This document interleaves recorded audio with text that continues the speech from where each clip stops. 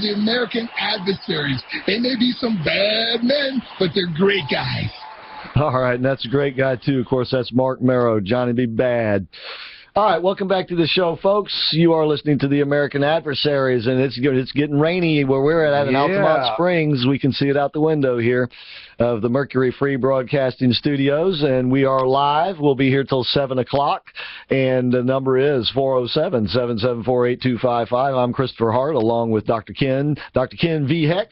Yep. And, you can come out and meet us if you haven't met us yet. Oh, yeah. Because we're going to have that live remote broadcast this Monday. Are you ready, Ken? I am ready. I was at the Shrine last night talking to the motorcycle groups and reminding them to come on out, bring all the motorcycles out, bring all the gear that they have, all the neat Shrine stuff to put on display. And, the guys from Seminole Harley Davidson said they'd like to pop out and say hello to everybody. Hey, now that's we got cool. A bunch of Shriners that, that go out there to get their bikes worked on, and one of our Shriners is the owner of that place. So, folks, if you like Harley Davidsons, come on down. Oh, yeah. Got some antique cars going to be out there. Going to have the T-Bird out there again, of course. Yeah.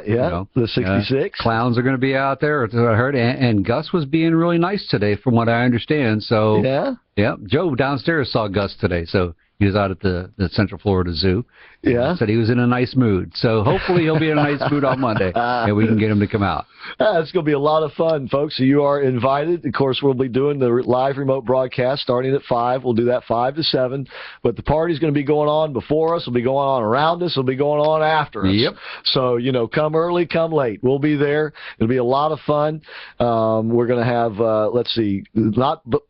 along with the Shriners and the motorcycle, the Seminole Harley Davidson, we're going to have a caricature artist. Oh, okay. And Dan Peterson's going to be there singing and strumming the guitar. Good. And we're going to have a raffle. We got some door prizes. And if you're a member of the American Adversaries Army, we got a T-shirt waiting for you. Okay. That's right. So that's a cool My Liberty Threads T-shirt made in America. Very nice. With our brand new logo on it. And if you're not a member yet, you still have time. We'll take the memberships right up to showtime. Yep. So all you have to do is go to our webpage, AmericanAdversaries.radio.com, and sign up for. It's only $5 a month to be a recruit, and you'll get a great newsletter. We called it the Intel Brief. Oh, okay. And Dr. K's working on an article for this month's, which will be the July edition. And it's got coupons and discounts in there and just a lot of great stuff. So we invite you to come out this Monday. That's the 22nd. We will be there, and we hope you are there, too. So, and by the way, if you'd like to make reservations, of course, it's going to be at Cafe. Did I say it's going to be at Cafe Positano? Cafe Positano? Did we say that enough? Cafe Positano. I don't know. All right. 4 miles. That's right. Cafe Positano. It's about only a mile or so from the studio here. Yeah. It's 4 miles west of I-4 on State Road 436. The actual address is 3030 East Cimarron Popka. 3030 East Cimarron Popka, but it's easy to find. And if you'd like to make reservations or call them for directions, you can reach them over there at 407-774-8080, 407-774-8080. And, of course, this weekend is Father's Day weekend. You're a father, Dr. K? Yep. Got a couple of them. Yep, that's right. Two great sons. And it's a great place, folks, to spend Father's Day. Take Dad out for an Italian treat. There you go. And if you'd like, once again, make reservations for that day or Sunday or Monday or any other day, for that matter, you can call them at 407-774-8080. I'm looking forward to seeing those Harleys. Oh, it's going to be nice. Yeah. All makes, all kinds. It's nice.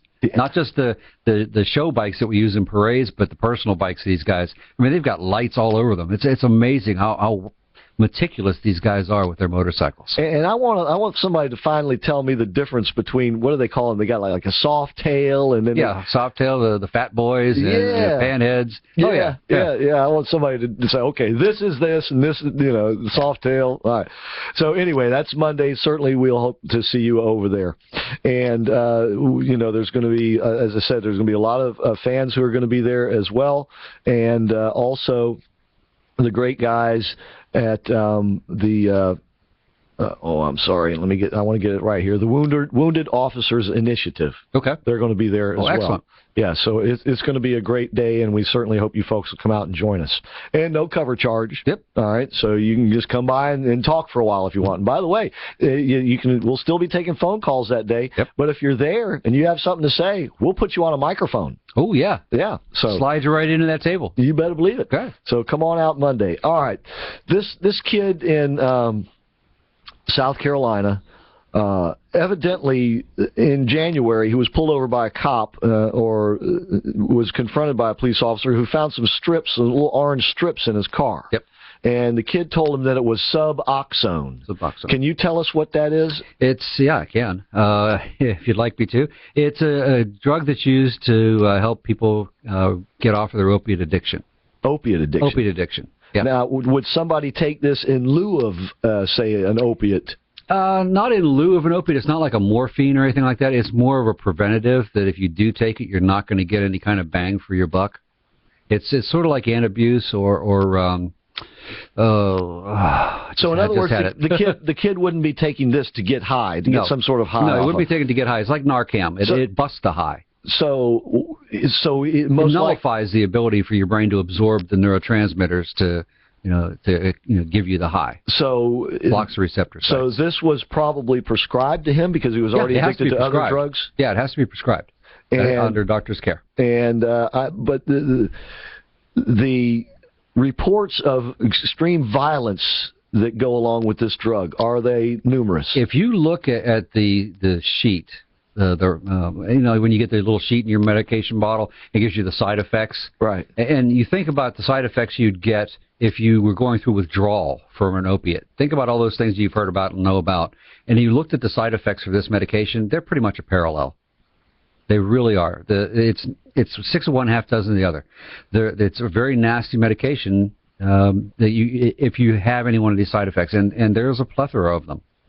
And are there reports of people committing violent acts when they're taken off of this drug? Yes. If you like any type of medication, like a Paxil, if you don't titrate off of it properly, then you're gonna, your body's gonna, go through a lot of pain and anguish as it tries to compensate for not having that in its system. And is this evidently this kid was drug played some role in his behavior? And it's been reported that many of these other kids, these other young people that have done this, like those kids that shot up Columbine, I believe they were on antidepressants. Right. And you mentioned Paxil. What about Prozac and Zoloft? Are they all of the same class? Well, yeah, they're all SSRIs. What does that mean? That's a selective serotonin reuptake inhibitor. Okay. The short of it is that when you become depressed, your brain chemistry becomes weakened. The fluid levels in your brain that allow the neurotransmitters to go from one neuron to the other becomes reduced. So picture it this way. The chemistry's out of balance. Chemistry's out of balance. So picture it this way. You're crossing a stream that, if it's a 3-foot stream from bank to bank, it's pretty easy to navigate. Right. But if it's a 3-foot stream, but you have to wade through 5 feet of mud before you get to the 3 feet of stream, and then 5 feet of mud on the other side, right? It slows it down, slows the process down. That's what your neurotransmitters have to go through when you're depressed. So the SSRIs just give the neurotransmitters a little bit longer to stay out in the synaptic gap to make it over to the receptor sites to allow the signal to continue. Because every signal that we think of, every thought that we have, every process, it's all or none. If only half the signal makes it across, it stops right there. That's why people become forgetful when, depressed and signals just stop. I see. Okay.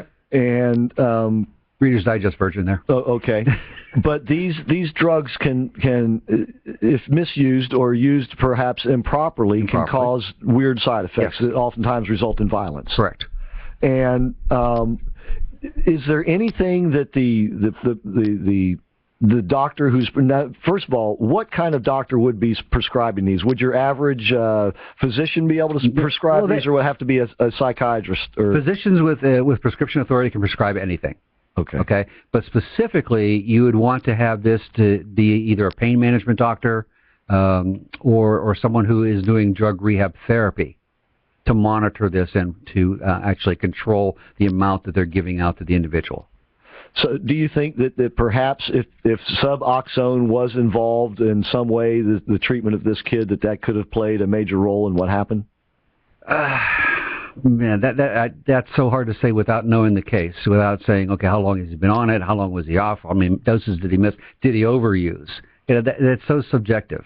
Right. And to take it and blame it all on a drug. I'm not trying to blame it all on a drug. Okay. But to say it has some sort of thing to do with it? No, this is too deep to have a medication do this, I think. But would the medication perhaps heighten his anxiety?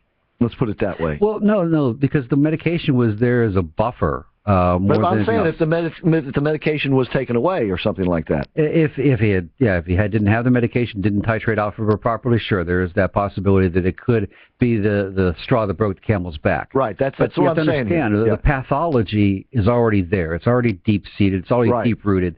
To have this say, okay, well, the medication went away, so that's why I lost it. Right. I'm not really buying that. No, and I'm not trying to say that.